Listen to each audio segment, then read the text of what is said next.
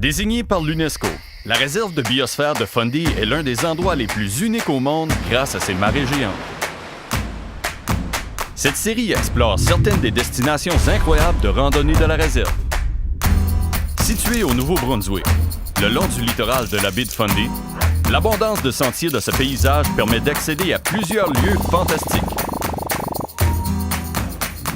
Au centre de la réserve, le parc national Fundy est un paradis pour les randonneurs. Voici les chutes Laverty, l'une des cascades les plus populaires dans le parc national Fundy.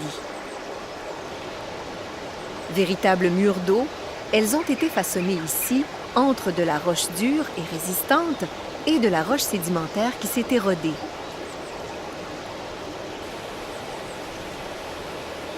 Connaître l'histoire de cette cascade, c'est apprécier autant le voyage de ces eaux que leur chute par-dessus son précipice. Des sentiers de randonnée traversent la forêt acadienne pour se rendre aux cascades. Les eaux du ruisseau se sont également frayé un passage à travers ce même écosystème forestier, mais de façon souterraine. La forêt regorge d'arbres, comme ce vieil érable à sucre, ainsi que d'amphibiens, comme cette grenouille des bois, de graines, comme ces faînes, et d'insectes, comme cette chenille.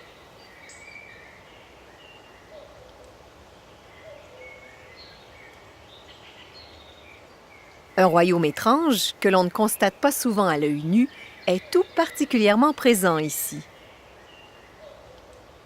On peut observer des champignons sur la surface des arbres morts ou vieillissants.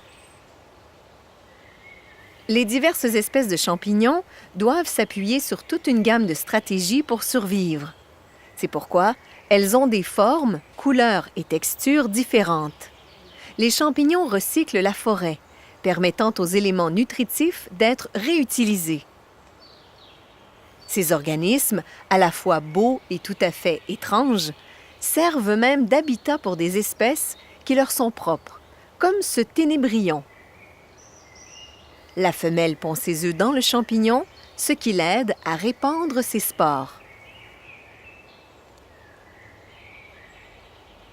D'autres champignons poussent parmi les feuilles sur le sol de la forêt.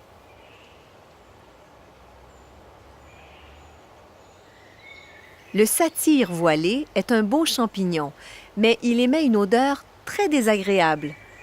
Ce champignon et plusieurs autres qui poussent dans le sol ne sont que la pointe de l'iceberg d'un réseau souterrain de filaments fongiques.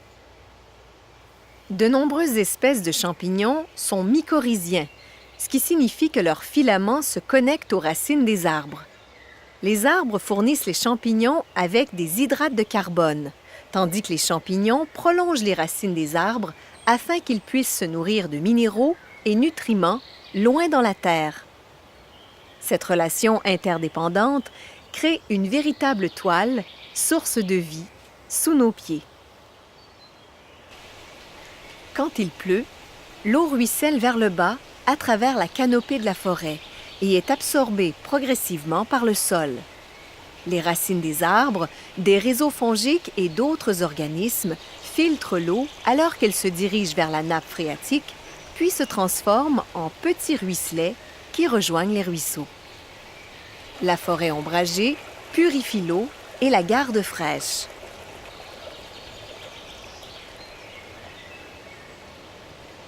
Les chutes Third Vault sont une autre cascade populaire où on peut observer ce phénomène incroyable. Il s'agit de la plus haute cascade dans le parc. Située très loin dans la forêt, elle plonge dans un amphithéâtre naturel formé par de la roche volcanique très dure. Quand l'eau tombe en cascade, elle se mélange avec l'air. Cela contribue à l'oxygénation de l'eau et crée des conditions parfaites pour des espèces comme l'omble de fontaine ainsi que tout le milieu aquatique. Pendant des millénaires, nous avons été éblouis par les cascades et inspirés par leur puissance et leur beauté. La prochaine fois que vous visiterez ces lieux fantastiques, pensez au rôle essentiel de la forêt qui leur donne vie.